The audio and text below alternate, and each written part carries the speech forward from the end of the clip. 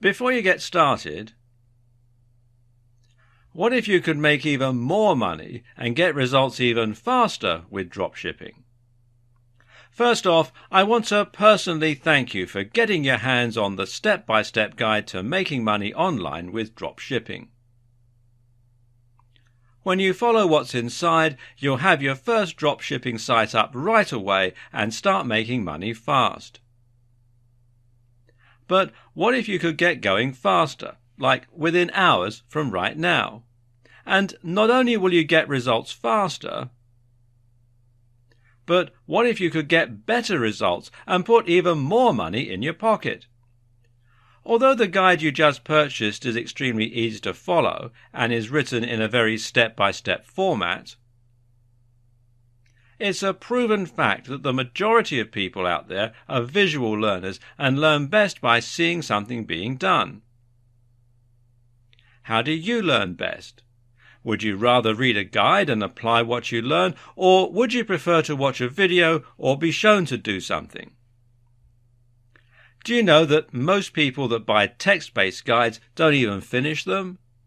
And if you happen to be one of the few people that actually does finish a text-based guide, most people never actually apply what they learned.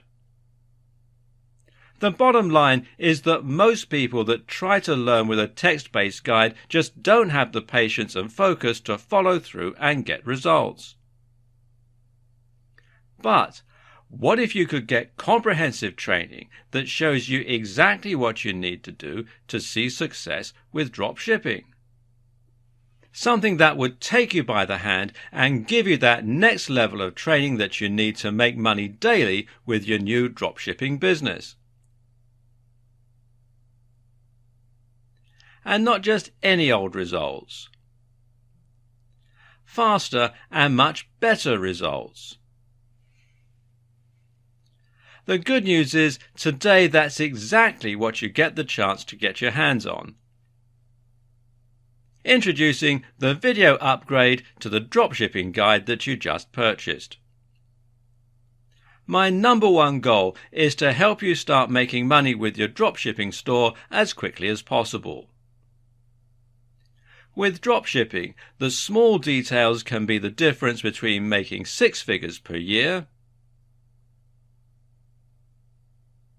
or making little to no sales ever. Or even worse. If you do things wrong with your dropshipping business, you might end up wasting time and end up spinning your wheels, never making any money. That's why you need to really understand and comprehend every detail that you're being taught inside the guide to making money with dropshipping. To make absolutely sure you don't miss any of the key details that can be the difference between success and total failure. Things like how to get started and pick the right products, how to get your store up and running, how to get traffic flowing that wants to buy what's in your store, how to start making sales and scale up to a 6-figure income. If you miss just one important step with building your dropshipping business, you could find yourself wasting your time and possibly never making the kind of money you want with dropshipping. Most people that try to make money with dropshipping just wing it. But usually that doesn't work out so well. When you follow what's inside the step-by-step video training in this video upgrade, making money in your dropshipping business is very easy. Upgrading to the video version of the Guide to Making Money with Dropshipping is the solution that guarantees you learn how to do everything the right way. Click the button below to get instant access. And of course, as an existing and valued customer, you get to upgrade with special customer-only discounted pricing. When you consider that this is just like having a private coach come into your home or office and show you exactly how to start making big money with dropshipping,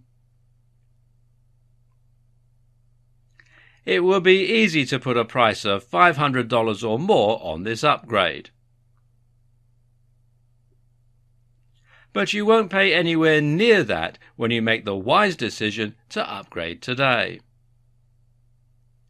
Plus, when you take action today, you're also going to get an exclusive bonus of 10 high-quality audio MP3s of all the training.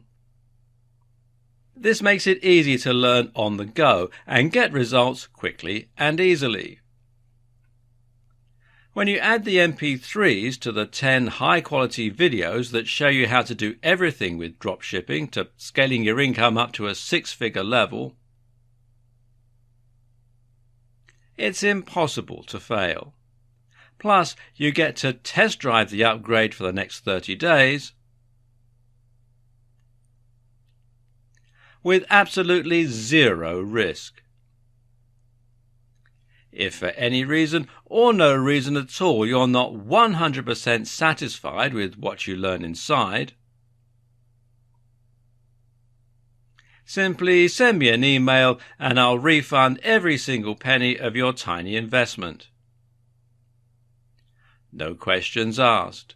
Whatever you do, please don't wait. This is an exclusive one-time offer at pricing that's only available to my existing customers. If you wait, you may never get another chance to get access to this at a price this low. Click the button below to get instant access today. What is the perfect business model? Of course, that will all depend on who you ask and on your personal preferences.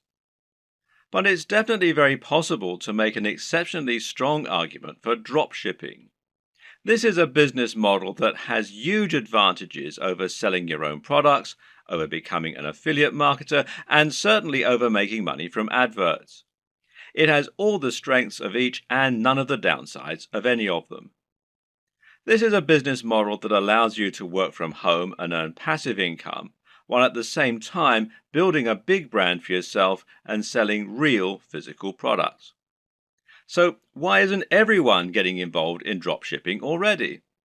Why do so many people still choose to make money as an affiliate marketer instead? Well, the answer is simple. A lot of people still don't know what dropshipping is or how to get involved in it. Of course, this video series is going to change all that and help you to understand what dropshipping is, why it's so beneficial, and how to get started with it. By the end, you'll be running your own dropshipping business, making money by selling products with your branding on and without having to spend any money up front or take any form of financial risk. Didn't I say it was the perfect business model? So exactly what is dropshipping? Dropshipping is technically a fulfillment model. Fulfillment in a business term, of course, means delivery. So in this sense, dropshipping is the manner in which orders are delivered to customers.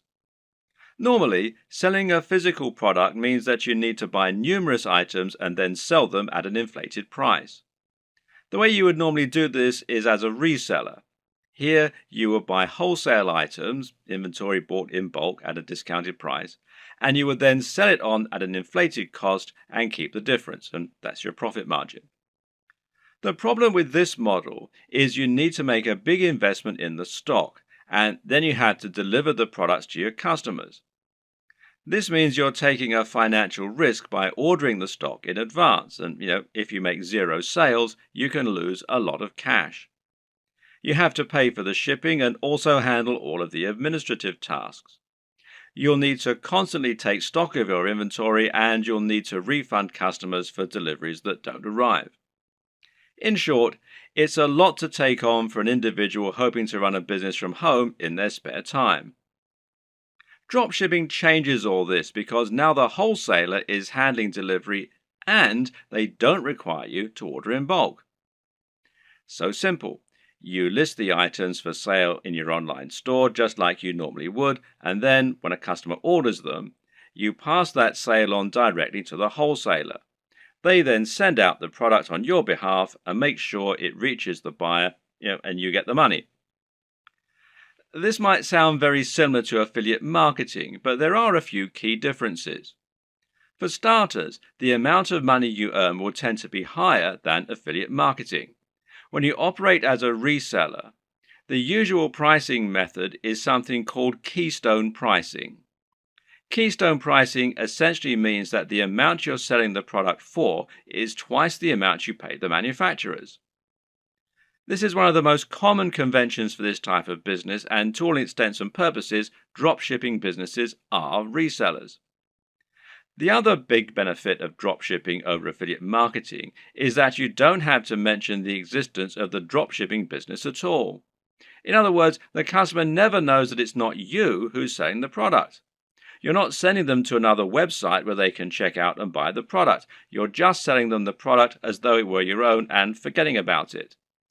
This is fantastic because it means that your business looks much more professional and because you're no longer sending visitors away from your brand in order to make the sales. Hopefully, you can already see some of the big advantages of dropshipping. There are many more too, which we'll delve into in this video. Working as an affiliate marketer will often mean that you have to sell digital products in order to get the biggest profit margins. While it's true you can get 75% and upwards from affiliate networks like JVZoo, this will normally mean that you're limited to selling ebooks and online courses. This can be an effective way to run a business model, but it's also sometimes quite restricting. While digital products have many advantages, their appeal is not as broad as it is for physical products. For example, if you try and sell a digital product to your grandma, you'll probably have difficulty. The same probably goes for your mum and most likely your dad. And it goes for most of your peers in reality. In fact, the main kind of person willing to spend lots of money on an ebook or an online course is going to be someone who is already quite familiar with the technology. The person most likely to buy from you at all is probably another digital marketer looking for more ways to make money online. And, as you're probably aware, these are a savvy bunch who aren't easily going to have the wool pulled over their eyes.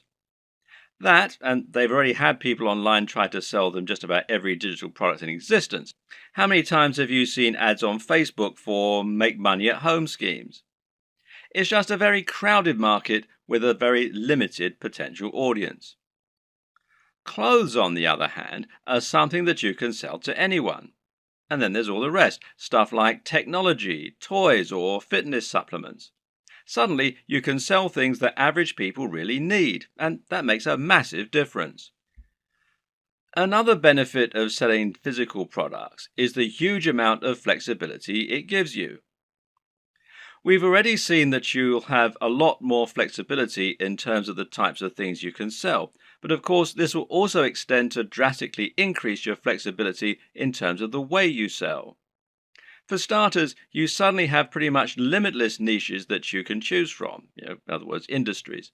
And then there are the many different ways of selling those areas. Because right now, if you're the internet marketing type, then you're probably imagining the ways that you can sell products from your website or your mailing list. You're probably thinking about content marketing, establishing your authority in your subject area, etc., etc., etc. But that's not the only way that you can make money from a dropshipping business. Did you know, for example, that many of the products being sold on eBay are actually being dropshipped? This means you can save yourself the trouble of building an audience and creating a website. Just find the product that you like, create a listing, and you're good to go. Even big companies like Home Depot and Sears reportedly use dropshipping on some of their less popular products, so it must be a good business model. With dropshipping, you also have total control over the way you sell the product. This means it's up to you if you want to introduce a time-limited discount or if you want to bundle multiple items together in order to offer special deals, etc. This can all help you to make a lot more sales, and it's not an option you would have available to you if you were acting as an affiliate. In that scenario, the product owner would set the price and you would have no option other than to go along with it. We've already seen that you can reduce the risk by dropshipping. There's less risk than reselling here, but there's also far less risk than selling your own product. That's because creating your own product would involve a lengthy and stressful process of designing the product specifications, working with factories, and then spending lots of money on materials, etc. None of this is to say it's not impossible, it's just a huge amount of risk. With dropshipping, you don't have any of this risk because you're not spending upfront investment. You simply find the product you want to sell and then promote it. But there's another way that you can reduce risk with dropshipping too, which is by picking a product that's already highly popular. By finding products that you know are already selling very well and are very in vogue, you can completely minimize the possibility that your product won't sell. Now you're selling products that will sell in droves. You just need to find the people who are buying and make it easy for them. Perhaps the biggest advantage of the dropshipping business model, though, is one that many people don't even consider. As mentioned, dropshipping has the benefit of allowing you to keep the actual manufacturer/fulfillment company as a silent partner. They will send out the products on your behalf, but as far as the customer is aware, they bought it directly from you. This has the massive benefit of meaning that you're not sending visitors away from your website. This is a massive deal as a digital marketer. If you've been working in this business a while, you should have a good idea of just how hard it is to attract customers to your website and to your business. This is what you'll spend most of your time doing working online, and you'll probably find it takes up much of your effort. If you're an affiliate marketer, you're bringing those visitors to your website so that you can sell products other companies have created. This means that when they buy the products, they have to leave your website and thereby disengage with your brand. Which brand are they more likely to remember and visit in the future? The guy who recommended the product to them, or the company that actually sold it to them? And when they want more of the same thing, well, where are they going to go? Now consider this. How can they buy more products from you during the same session if you're actively sending them away from your site? Instead of being able to offer a smorgasbord of products that you hand-picked, you're now simply telling them to go somewhere else and buy one item. With a dropshipping business, you no longer have this problem. Now you can offer all the items you have for sale on your website from one spot and let your customer choose as many as they want, and then continue to buy from you. But that's not even the best part. The best part is that in some cases, the products you sell will even be able to have your company name on them. This is called White Label Dropshipping, with the white label essentially describing the packaging or the branding.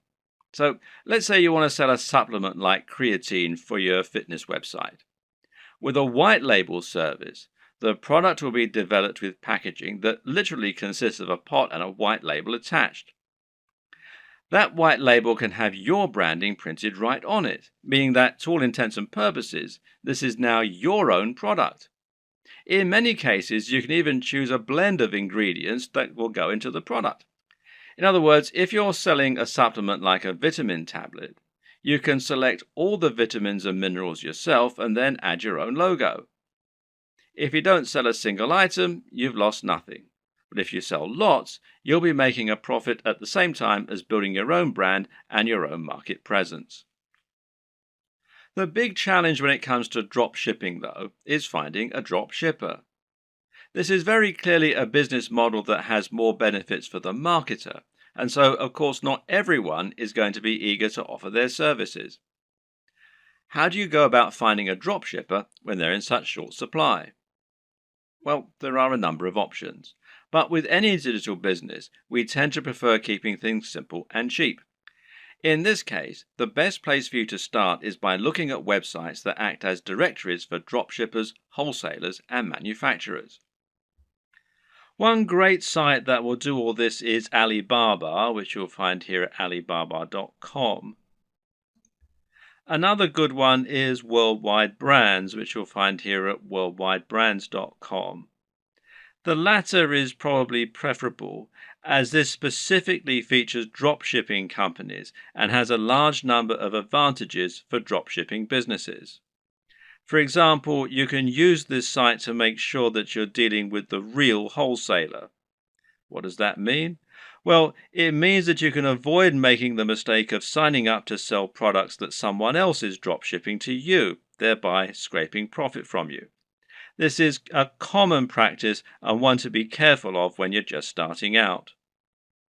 Worldwide Brands is perfect if you plan on finding a dropshipping manufacturer quickly and selling their products on eBay or Amazon. The only problem with this plan is that there's a fairly hefty sign-up fee. Currently, it costs $249. Okay, so that's not astronomical, and this is a lifetime membership. But if you were attracted to dropshipping initially because you wanted a business model with zero overhead, then it might be a little off-putting, especially as your break-even point has now been pushed back further. So there is a free review, though, at the time that I'm making this video. So another option is to try Thomasnet, which you can find here at thomasnet.com. which, like Alibaba, has a selection of different types of manufacturers and wholesalers selling different types of products and different types of services. Makers Row, which is makersrow.com, might also be worth checking out.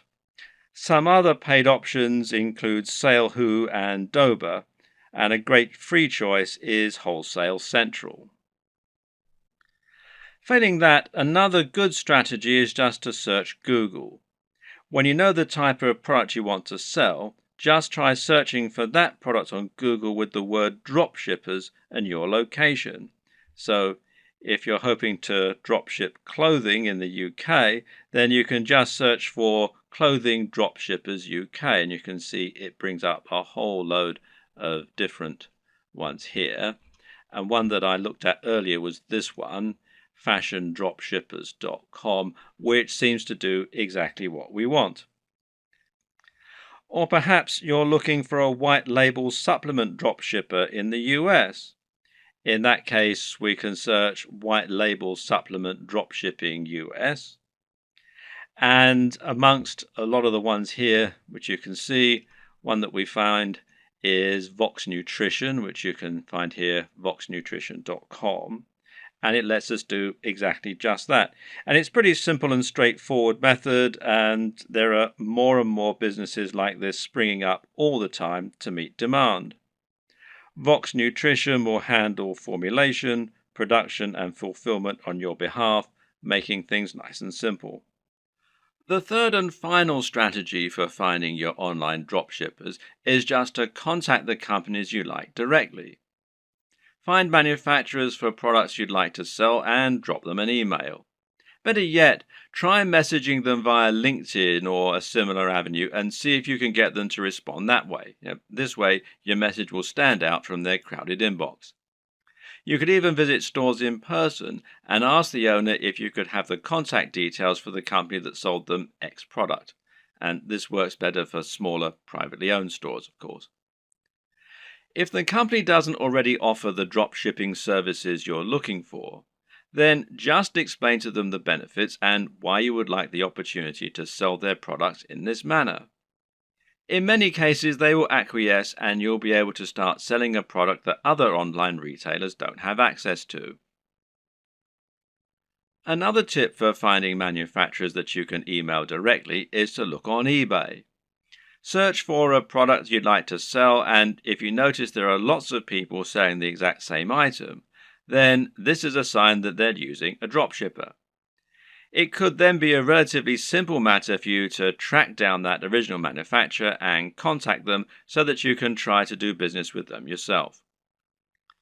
Note that many wholesalers and manufacturers don't have a great online presence. This means it can be necessary to dig really deep in Google or try looking at trade magazines and papers instead in order to help find your potential partners. When you're dealing with dropshippers, it's crucial that you do your homework and look and act like a professional. Now, here are some tips to help you do just that. First of all, you'll need a resale certificate. Not all, but many dropshipping companies will want proof that you're a real retailer and not a consumer before they do business with you. Their concern is that consumers will simply claim to be dropshippers or resellers so that they can get items on the cheap. To provide this proof, you might need an EIN number for your business if you're in the United States. And you can find out more here at the IRS website. The URL is quite long and complicated, so if you just go to Google and type in apply for EIN online, you'll be redirected to this particular site. Now, in other countries, obviously the regulations are different, so you need to look at the tax authority for your country. But again, a search in Google should be enough to point you in the right direction. You might also need a resale certificate, and you can find out more about those at this site here, which is wisegeek.org/what-is-a-resale-certificate.htm. If you're going to speak in person, then it can also be a good idea to familiarize yourself with all the terminology regarding dropshipping so that you don't sound like an amateur. You should also look out for fake dropshippers. When choosing dropshippers, there are a number of businesses you need to look out for. These are not really dropshippers in the truest sense of the word. You need to avoid these companies as they won't always get you the best deals and they might not be able to offer you the same kind of value as other organizations. Be aware of companies that want ongoing fees, which real dropshippers don't require. Likewise, be careful of companies that also sell directly to the public. These companies often aren't really dropshippers so much as resellers who are just trying to trick you into making a bulk order. While monthly fees and direct commercial sales are warning signs, there are a few caveats and requirements that you may need to go along with. We've already seen that many dropshipping companies will require you to provide a resale certificate, and likewise, you might find that you need to apply for an account before you can begin using their services. And this will normally involve filling out a form and explaining the nature of your business, and so on. Now, some companies also require you to place a minimum order for your first sale. This is another strategy they can use to drive away consumers, as well as merchants who are just window shopping and may not use their products in future. So, for example, you might have a minimum first order of $500, which is a little bit contrary to the entire concept of dropshipping, as you'll now have a bunch of inventory sitting around and the potential risk of losing that upfront investment. So, what can you do? Well, the best advice is to ask if you can use this initial expense as credit. Pay the first $500 and then use that amount in order to offset future sales until they've paid the full amount off. Drop them an email or speak in person to discuss this option. A lot of people just starting out are going to be very eager to find a partner to work with and will feel privileged when they get a positive response to their inquiry. It's an exciting feeling and certainly a compliment being given the go-ahead to sell on behalf of a manufacturer. But at the same time, you also need to be a bit discriminating in your choice. Don't go for the first company that's willing to work with you. Make sure they're actually up to scratch. One thing to be careful of is quality control, and in this regard, you often get what you pay for. Be sure to ask the company what quality control measures they have in place in order to prevent problems like defective products and faults. Likewise, speak with them regarding their delivery times and packaging. Remember that it's your reputation that's going to be riding on the quality of their products and service, so you need to ensure that you're happy with it. Another tip in this regard is to always ask for a sample of the product. If you have demonstrated their ability to sell and they truly are a big business, they should see it as a very small investment to provide a sample of what they're selling. And if they won't, then order a product yourself as a customer. You really don't want to put your name to anything that you haven't personally checked out first. Now you have the basic idea of how dropshipping works and how you need to get started, you can begin to think about how you're going to build your own business. This all begins with choosing your product and choosing your industry or niche. The product, of course, is going to be the item that you intend to sell, and this is going to be dictated by the industry or niche that you choose to enter. An industry or niche is the subject matter that you intend to write on and the industry that you want to operate your business in. This is important. The choice is going to impact on everything from the price of your products to the type of person you'll be selling to the type of businesses you'll be working with. The reason we call it a niche, or niche as some people pronounce it, when talking about an online business, is that a niche is a particular category. This is not only your subject matter, but also the type of person who is going to be reading your content. It's very important that you choose this correctly because the niche will affect the size of your potential audience. When you choose a subject matter, you want it to be one with niche appeal. This means it's aimed at a particular type of person who is specifically interested in that type of thing. An example of a niche might be knitting. Now, if you have a blog about knitting and you sell knitting paraphernalia, only people who are interested in knitting are going to read your blog and buy from you. This way, you've cut out a niche for yourself rather than trying to appeal to everyone. That in turn means that you have drastically reduced the amount of competition you're facing. Now you don't need to compete with the biggest companies on the net, and you'll find that paying for things like AdWords advertising is considerably more affordable than it would be for a more general topic. Likewise, getting to the top of Google for relevant keywords like buy knitting gear online is going to be far easier than trying to get a general e-commerce keyword like shop online. The latter will put you up against mega companies like Amazon and pretty much every other online business on the net. But the problem with choosing a niche topic is that sometimes it can be too narrow, to the point where no one is interested in buying from you. If your niche is puppies with 3 legs, then you're going to have a very small number of amputee puppy owners who can buy from you. You'll find it relatively easy to dominate the search engines and to be the #1 supplier of products in that area. However, once you've sold to all 200 readers, well, you've pretty much reached the limit of what you can sell. On the other hand, a niche like fitness may be considered too broad. Buy fitness clothes online is a hugely popular search term that companies like Sports Direct, Sweaty Betty, and Mountain Warehouse dominate. Even ranking for search terms like how to build muscle is going to be very difficult. The perfect niche or industry is one with a broad appeal, but which still gives you a unique twist. This way, you'll be able to appeal to a lot of people, but you'll also be able to avoid directly competing with the biggest competitors.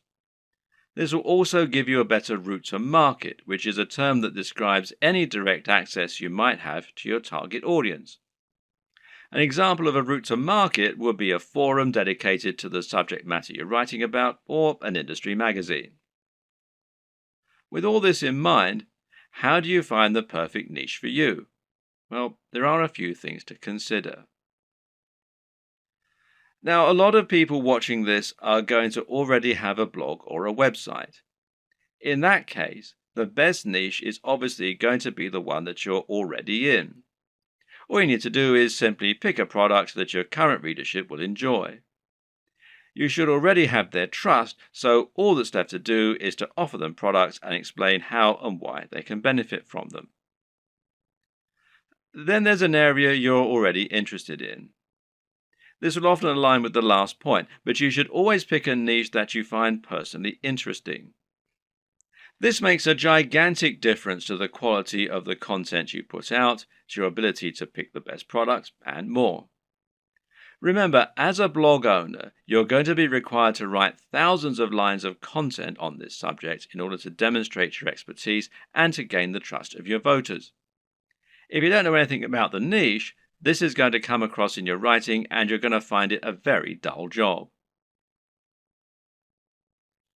On the other hand, if you have a legitimate love of the niche you're writing in, you'll find it no chore at all to write all that content, and you'll find it much easier to wow your readers with what you know. What's more, you'll have a better idea of how to pick a truly great product that will stand out and attract your audience. You'll have your finger on the pulse. There are also niches where you have an upper hand. Again, this relates directly to the previous two examples in many cases. Suffice to say that most of us will have contacts and advantages in some niches that give us an edge.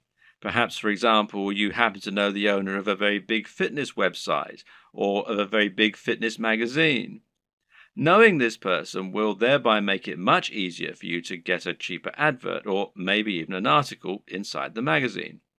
Now you can reach out to that audience directly and hopefully sell more product.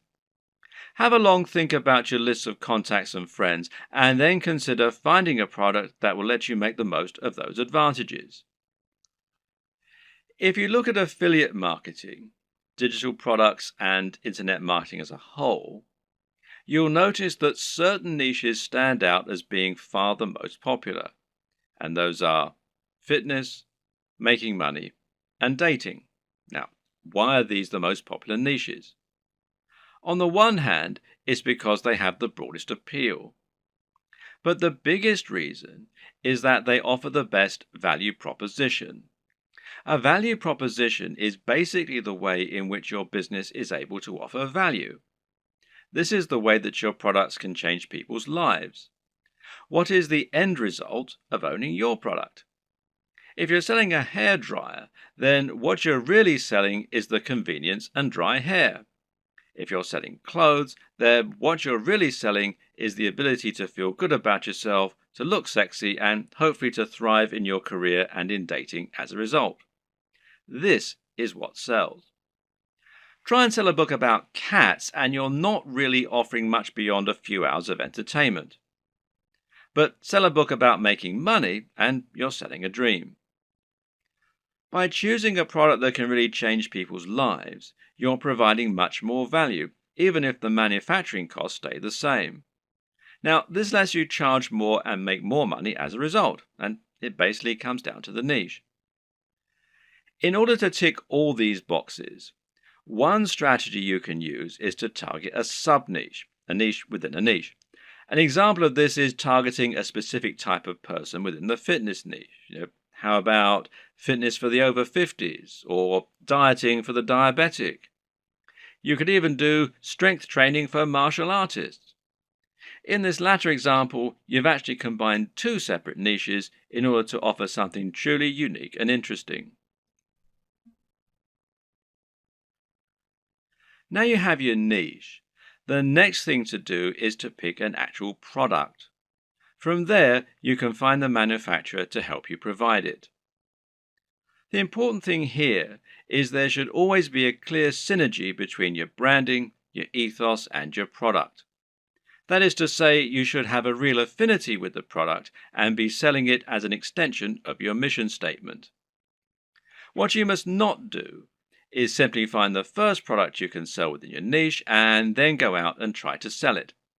An example might be to create a fitness website, build an audience, and then sell a really basic protein shake that is already well known. Can this work? Well, sure it can, but why would people bother to buy from you when there are countless other sites where they can find the exact same thing, or when they can buy it down their local high street? Likewise, if you're selling a product that is obviously not your own and is so generic, it can actually hurt your trustworthiness. It's clear that you're trying to make money, which isn't a bad thing in itself, but you're not offering any unique value in return. You're just saying, oh yeah, and why not buy this generic product while you're here? On the other hand, if you can find a product that is somewhat new, somewhat different, and that mirrors your personal approach to fitness, to business, or whatever your niche is, then you can sell something that you really believe in and can get excited about. And this is something that will come across and make itself apparent for your visitors too. This is one reason why it can be so great to have a hand in helping design the product, as with a supplement, for example, where you get to choose the ingredients. Similarly, you can make money from selling a product that is a little lesser known and that you find particularly interesting and exciting. The best brands will be the ones that can grow with you. Find a company that's doing something new and exciting and express that you'd like to work with them. From there, you can then focus on growing and building your business. And this will help you to form a real relationship that's mutually beneficial and that your customers can appreciate too. Of course, there are many smaller considerations to keep in mind when selling your products. Should you sell a consumable, or should you sell something that will last a long time? Should you sell a product that's very expensive, or one that's very affordable? In the video on e-commerce and pricing, we'll discuss this in more detail, but suffice to say that it can make a lot of sense to sell multiple products in future, as that way you'll be able to benefit from multiple different types of business model and you'll be able to draw in a wider range of buyers. Having a range of prices means you can cater to people with all kinds of budgets and build some loyal customers who might increase their average spend with you over time. For example, a cheap consumable has the distinct advantage of being something that will keep your visitors coming back. If you sell a protein shake, for instance, then your buyers will probably want this about once every month. If you provide a reliable service and appealing prices, then this is an excellent way to get repeat business and to have a recurring income, which in turn will be highly convenient by letting you make more concrete plans for your budgeting, etc. Another option is to run a box business. Now, these are businesses that sell selections of products on a recurring basis. Someone will subscribe to your business and you'll send them a package containing a set number of products each month. This could be a range of different items, or it could be one thing. Loot Crate, for example, is a business that sends pop culture merchandise to comic book and games fans. Part of the fun of this service is that they never know exactly what they're going to get, but it will always be something interesting and exciting. Then again, you also get men's grooming services that send the same selection of consumable razors, shaving foams, etc. to their customers every month. This is a different way to create your dropshipping business, one that allows you to add some real extra value and also to promote the products of your partners in an exciting way. There are many other ways you can add value too, whether it's providing freebies like some kind of PDF, offering the best discounts, or somehow upgrading the product you're offering before it reaches the customer. Whatever you decide, the big question to ask yourself is, what value are you providing? What are you offering on top of the products themselves? How are you providing value not only for the customers, but also for the suppliers? And what advantages do they get by coming to you instead of going to somewhere like Amazon? Finally, of course, you need to ask yourself what types of products will sell well. And this is particularly important when you first start out and you perhaps only have one item to begin with. If you're going to begin your store with just one item, then it's highly important that this one item be something that will sell well and get your business off to the best start. And the best way to do this is to pick something that has a very clear function and which is easy to explain. Solve the problem that your visitors have. What do people in this niche need? And how can you solve that issue for them? If you can answer this, you should have no problem selling your first item as long as it's well made and as long as you're persuasive enough to make it sound amazing. If you already have a website and an audience, then you can skip this video. Otherwise, it's crucial that you keep watching in order to ensure that your brand is aligned with your business model and the product you're selling. A good place to start is by asking what exactly a brand is. A brand is much more than a logo. Rather, it's an ethos, a mission statement, and an approach to business. The logo simply tells people that the product or service they're receiving adheres to the same standards as whatever else they've used from you in the past. You start your brand by choosing why you do whatever it is you do. Why should people care about your business? How are you different from other companies offering the same thing? How do you want the world to change as a result of your business being a part of it? This is what allows a company like Apple to capture the imaginations of billions of people and to create such loyal customers. Apple isn't just about selling hardware. It's about selling beautiful hardware that feels personal and that is aimed very much at creative, rule-breaking individuals as opposed to big businesses. When the first Apple computers were released, the only real competition was IBM. And by taking this stance, Apple was able to differentiate itself a lot and get a lot of excited followers as a result. The same goes for many businesses that are setting out to create a greener planet. These companies are doing something more than just making money, and their fans love them for it. This is enough to make people choose their products instead of the same products offered by another business. And this ethos means that people know instantly that the service is aimed at people like them. So ask yourself what the driving motivation behind your business is. You're a fitness company. Okay, but what is it that you really believe in? Why is fitness important to you and your customers? Do you think that people are happier when they're well?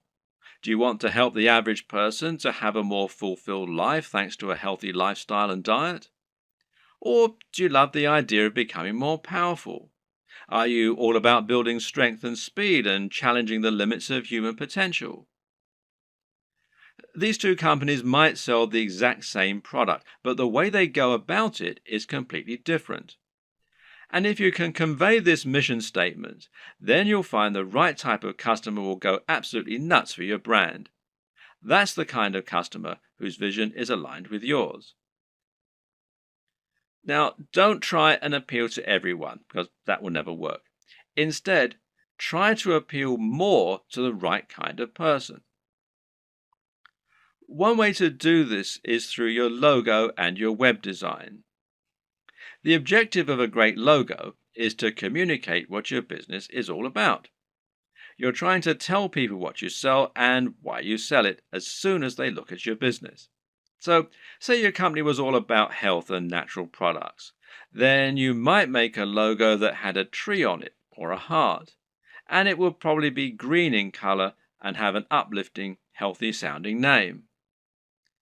Conversely, if your business is all about punishing workouts in the gym, then your logo might include a picture of a dumbbell or a barbell and have the word iron in it somewhere. The idea is that the combination of your logo, company name, and perhaps blog posts is enough to tell any visitor to your site right away that this is a company aimed squarely at them, selling products they're going to love. This should also extend throughout your site design. Meanwhile, make sure that your logo is designed using a vector file, meaning that it's made in Illustrator or a similar piece of software that keeps it easy for you to edit and resize. And avoid using cliches. Once again, this is a good place to invest a little of your own money up front. It'll pay off in the long term. The mistake that a lot of people make is to try and sell right away. This can work sometimes, but it's not generally the best way to build trust, grow an audience, and ultimately secure the best long-term profits. That's because it's somewhat similar to walking up to an attractive stranger in the bar and asking if they want to come home with you. 99% of the time, this will be met with a slap. Most people prefer to get to know the person propositioning them at least a little bit first. So you need to try and introduce yourself properly and let the person feel that they know you and that they can trust you. This is the exact same for a business when you're trying to sell something. Imagine approaching a stranger in the street and asking if they want to buy from you. This is the basic concept of content marketing. To build an audience of people who love your content and who trust your opinion so that you can convince them to buy the products you recommend and so that you can keep bringing people back to your site time and time again, giving you multiple opportunities to make a sale. The way you do this is to start by writing high quality content and to post this to a blog on a regular basis. The more you write and the more you research your subject matter and make it different and interesting, the faster you'll build a dedicated audience you can sell to. Demonstrate that you really know what you're talking about, that you only recommend things you genuinely believe in, and that your audience can trust you to be a resource for more useful ideas and information. Likewise, try to build your mailing list and social media presence. Incorporate your brand strongly on all your social media pages and in anything else you create, so that people will know they're dealing with the same business. Getting someone to follow you on social media when they think they might be interested in your brand is far easier than getting them to buy a product from you and actually spend money. Social media accounts will meanwhile help you to bring more new customers to your site by letting people share with their network. You can help this too by providing social sharing buttons, like these from shareaholic.com, that will let people easily like your content on Facebook or tweet to it on Twitter. Once you have generated a big audience of people regularly coming to your site, you should start thinking about introducing products to your page. If you've really created a brand you believe in, and if you've been providing real value in your content, you should find you have true fans, and a true fan will be desperate to buy your product when you start selling them. Of course, there are many additional methods you can use to send more customers to your products and to market your store. One option is to create your own affiliate program and to encourage more people to help market your items. Another method is to pay for advertising, whether this is a pay-per-click campaign through Google AdWords or whether it's an advert on Facebook that is highly targeted to your specific demographic. This works well in scenarios where you're selling from eBay or Amazon and aren't trying to build up an audience. If you're going to pay for advertising, though, you need to calculate the LCV, now that's lifetime customer value, of each customer. This will allow you to ensure that whatever you spend on your ads, you're making more back and thus seeing strong ROI, or return on investment. But to take this next step, you're going to need to make another new addition to your business. And I'll talk about that in the next video.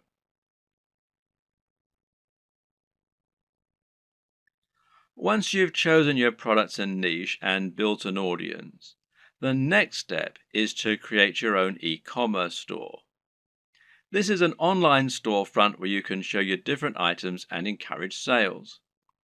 Being successful here is not just a matter of choosing the right design to begin with, but also thinking about how you're going to arrange and price your items to help them move. This ultimately comes down to a lot of psychology. When it comes to e-commerce website design, there is a single overriding goal which isn't always true of a regular site design. Of course, that objective is always to try and increase sales and increase profits, and this is probably actually more important. You'll also want it to look attractive, to be functional and easy to use, and to represent your brand in the right manner. But this is really just in service of creating a web design that helps you to make more sales. This means every single element in your site design should be encouraging more sales and pointing users in that direction. The old adage here is that good design should communicate and not decorate. If an element of your design isn't somehow getting people to keep browsing your store or to click on the buy button, then it has no place in your design. If you use the right development company or a good e-commerce builder or template, you should find the experience and expertise of the professionals informs their decisions and results in the best possible turnover and profits for you. In this regard, it's always worth spending a little more on a professional theme or on a proper development company. Unless you're a professional designer yourself, you won't be able to compete with an entire organization made up of experts who have the very best tools and the most experience. And any lack of professionalism in your site design is going to reduce the trust in your brand and make visitors less likely to buy. An e-commerce store, more than any other design, needs to look professional and have a sense of polish and sheen. The easiest way for most digital marketers to create their own e-commerce store will usually be to use a WordPress theme like WooCommerce. Now, WooCommerce is a theme and plugin combination that will transform an entire WordPress site into an online store. And this makes managing your store just as easy as managing any WordPress website. You can still get a professional design for your site, meanwhile, by hiring a professional designer to create your theme for you, or by buying one that you really like the looks of and you think will fit your brand. Now, you can download the free version of WooCommerce, the WooCommerce plugin, that is, from within the WordPress dashboard. Or you can buy the paid-for version and you can buy the themes from woocommerce.com. There are other options too. For example, Shopify gives you a hosted e-commerce platform. And this means that the site will be located off your server, just like a profile on Facebook, for example.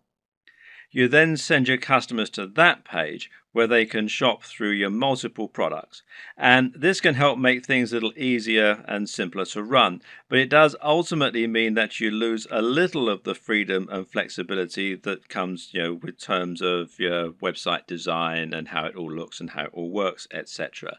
And there are local versions, the Shopify.com if you're in the US, Shopify.co.uk if you're in the UK, and there are some other local versions as well. Now, do bear in mind that this is a paid-for service, but there is a 14-day free trial at the time that I'm making this video.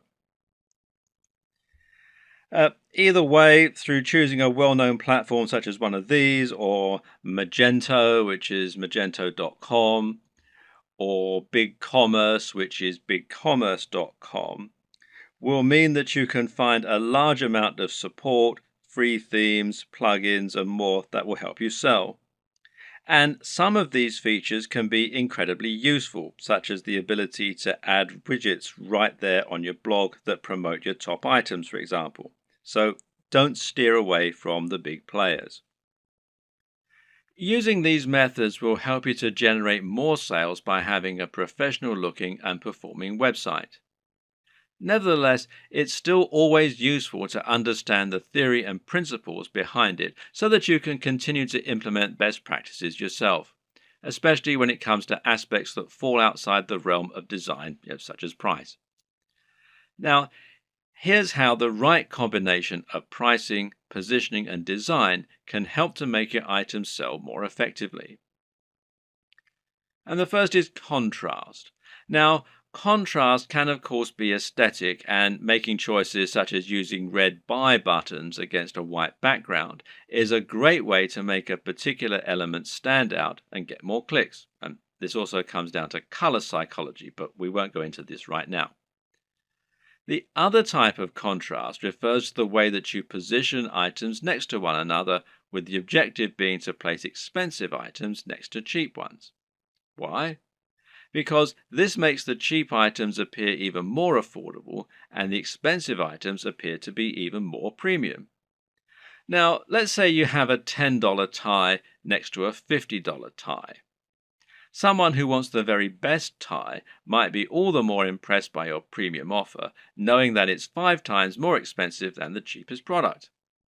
Meanwhile, someone who doesn't have as much money to spend and who feels guilty about buying a new tie can convince themselves that the $10 tie is a great deal. They can compromise and convince themselves that they're being sensible by choosing the cheap tie. They've saved $40 even though they're still buying something they might not have otherwise. This way, the right pricing can really help to sweeten a good deal, and a good e-commerce website design should take full advantage of that. Earlier on in this series, we described why it was so important to have multiple ranges of prices in order to attract a range of different types of buyers. When we looked at contrast, meanwhile, we saw that varying prices could be used to make items look like an even better bargain, or like they're of an even higher quality. But another very important reason to have cheaper items as well as more expensive ones is that it can be a great way to build trust. If someone has never bought from you before, they might feel concerned that the products won't arrive or they won't be as advertised. Even if they read your content and like it, they've no guarantee that what you're selling is going to be high quality, or that the site will be secure from data leaks. Thus, they aren't going to want to spend $1,000 the first time they ever do business with you. But if you have an item that costs $5 and it's a product people will know, then someone might make that purchase because it's a small risk to take. Now you can demonstrate the quality of your service and save their details, making it much easier to sell bigger items in future. Another tip is to think about your top sellers and your smallest sellers and use this to inform the design of your store. Now, this is something that physical stores do a lot. They'll place their biggest drawers right at the back of the store. This way, people will come in to buy the thing they want, but to get there, they'll have to pass through all of the smaller items that you're also selling along the way, and hopefully they might buy something.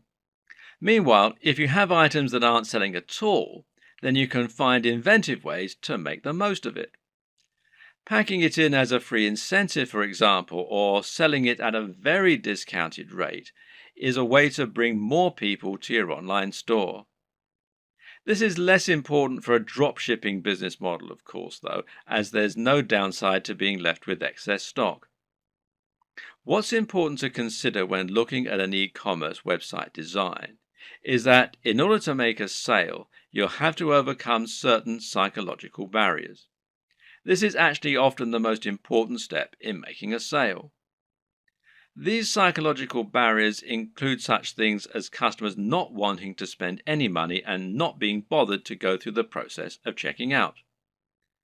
Good e-commerce website development should take this into account first and foremost by making it as easy as possible for your customers to make purchases. This is why Amazon's Buy with One Click feature is so instrumental to their success. At the same time, webmasters need to make the most of customers who have already overcome some of these barriers. So, when a customer commits to buy any item on your site, they will instantly become much more susceptible to increasing their order. Why? Because they've already decided to make a purchase. This is why physical retailers use POS, this is point of sale displays, that sell extra items while customers are in the queue. It's so easy for them to add extra things to their basket that it would be foolish to miss this opportunity. E-commerce sites can do the exact same thing by making it easy to add extra purchases at the checkout. Similarly is upselling, where you give your buyers the opportunity to upgrade their order once they're already buying. Once they've committed to buy, tell them how for just $10 more they could have the very best service or product instead of the cheaper but ultimately inferior option they're currently buying. It's the smart decision after all. Sometimes a buyer will want some of your items but not all of them. Other times they'll want to combine multiple items but won't want to pay extra for shipping or to pay full price when they're essentially buying in bulk. Thus, letting your customers combine their items into a single large order can often encourage more sales, and it's known as bundling. What's great about bundling is that it can also be used to sell additional items that they perhaps wouldn't otherwise have bought. Adding extra items to bundled packages is also a great way to shift unsold stock.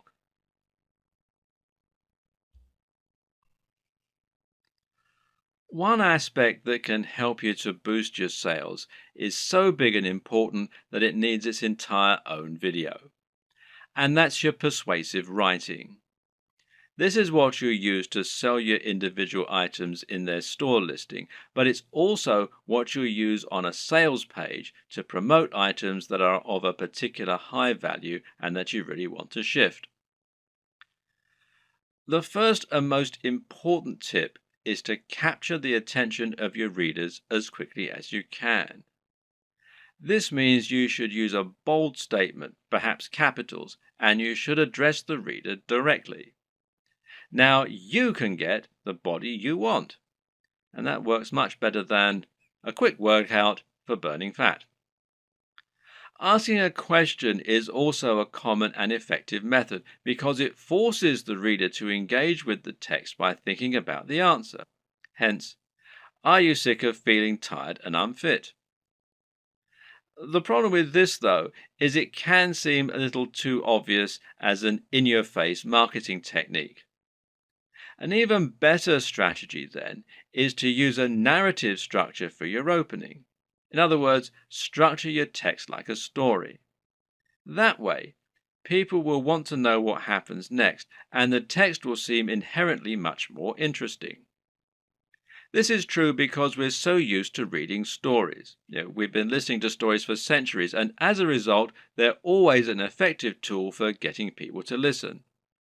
They're also easier to make emotionally resonant. A great opening might be, "I was unhappy with my body and looking for answers. Little did I know the solution would lie in an ingredient found in most diets already." You should also use headers and enable skimming. The reason this point is so important is that most people are in a huge hurry, especially online. Attention spans are short and no one wants to wait around to read a huge ream of text that's just trying to sell them something. Another way around this issue is to make your text skimmable. A good way to do this is to use lots of headings. Ideally, a visitor should be able to just read your headings and still understand the entire pitch. Addressing the reader directly is particularly useful because we have evolved to pay attention to things we think concern us.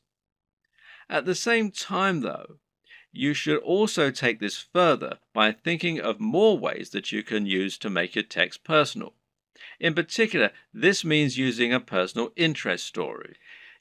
Explaining how your product works by saying how it has helped someone else or even you. And this works much better because it means the reader will be able to imagine how it's going to affect their life, and because they'll be more likely to connect with what you're offering on an emotional level. Earlier in this series, we discussed the importance of value proposition. This is something you should always keep in mind when selling. How do you make the product applicable to the reader? How do you give it emotional weight? Well, try to get them to imagine what life will be like once they have your product, and this will make them want it more. When someone reads your text, they're going to know you're trying to persuade them, and so they'll be on the defensive. They'll be thinking of all the reasons why what you're saying probably isn't true. But you can combat this by addressing each concern in your text. Try and second guess what the reader might be thinking, and then explain why this needn't be a concern. This also means trying to come up with solutions to the most common barriers to sale. These are the psychological barriers that prevent people wanting to buy, such as the risk element. We've already seen one way you can get around that by selling products from a trustworthy site and selling cheaper items first. Another tip is to make sure you have a full money-back guarantee. This is something people won't often use, but knowing it's there will help you to make many more sales. You can also try to combat buyer's remorse, which means taking away the feeling of guilt people get by spending money. Using the contrast technique is one way to account for this. Another is to describe your product as an investment.